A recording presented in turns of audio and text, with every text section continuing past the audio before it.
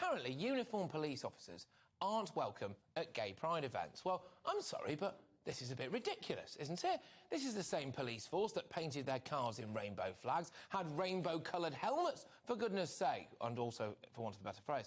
I do understand the anger amongst the gay community about the police's bungled investigation into serial killer Stephen Port. I really do understand that. But the logic behind uniformed police not being welcome at pride events because of that cock-up just doesn't make sense. OK? Our police are taking an absolute kicking at the minute. Sadiq Khan, the mayor of London, basically branded them institutionally racist, misogynistic, and now they're institutionally homophobic as well, are they? Well, excuse me, but the implication here, from where I'm sitting, is that uniformed police officers would be attacked by members of the gay community if they turned up in uniform. Well, that's all the more reason for them to be there then, isn't it? And I find that absolutely staggering. I'm sorry, but this is symptomatic of where we are as a society now, isn't it? This entitlement that if you've suffered some kind of outrage, then you have the right to make unconditional demands to make yourself feel better. Well, I'm sorry, life doesn't work that way. I totally get that the LGBTQ plus whatever else community have a right to feel as though the police didn't do all they could to stop that Grindr killer, because that's true. They didn't, and I do get that. But Britain's most prolific ever rapist actually turns out to be a gay man who raped mostly straight men. And he was at it for years. He's Reynard Singer, who's convicted of 159 sex offences against mostly straight men.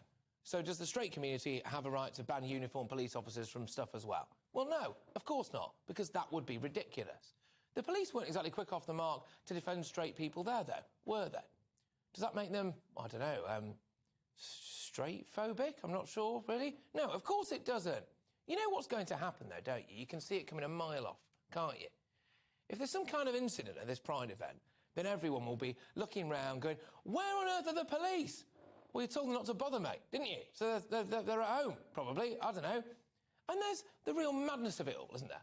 The real madness of it all. We keep being told there isn't enough diversity in the police force, and then some members of the gay community basically ban gay people and gay police officers from a pride event, which essentially tells gay people that they shouldn't join the police force, because if they do, then they'll be scabs. Look, I'm sorry, but the LGBTQ plus whatever else community gets an entire month dedicated to it. Rightly so, fine, I'm cool with that.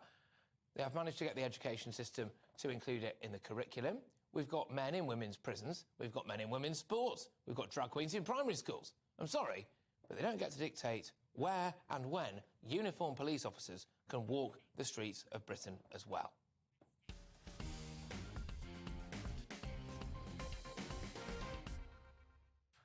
Yes, well, look, what I want now is for you to get in touch with me, OK, about this, because you can see the email just out on your screen if you're listening on radio, of course, or watching us online, gbviews at gbnews.uk. Get them coming in, people. We are the People's Channel. This is all about you, and I'm going to be speaking to Peter Tatchell about that very topic in around 10 minutes, OK? So he's, well, I don't know, deemed a relatively controversial figure. I speak to him a lot of the time. I've always found him quite a nice chap, but, you know, he's banging in favour, from what I can tell, of police officers, uniformed police officers, basically not being welcome, of course, at Pride events. So how do you feel about that? Make sure you get in touch, gbviews at gbnews.uk. You can tweet me as well, at gbnews, but make sure they're good, though, because obviously, look, we're a select show, this. It's highbrow stuff, right? We'll only read out the very best. It's at GBNews.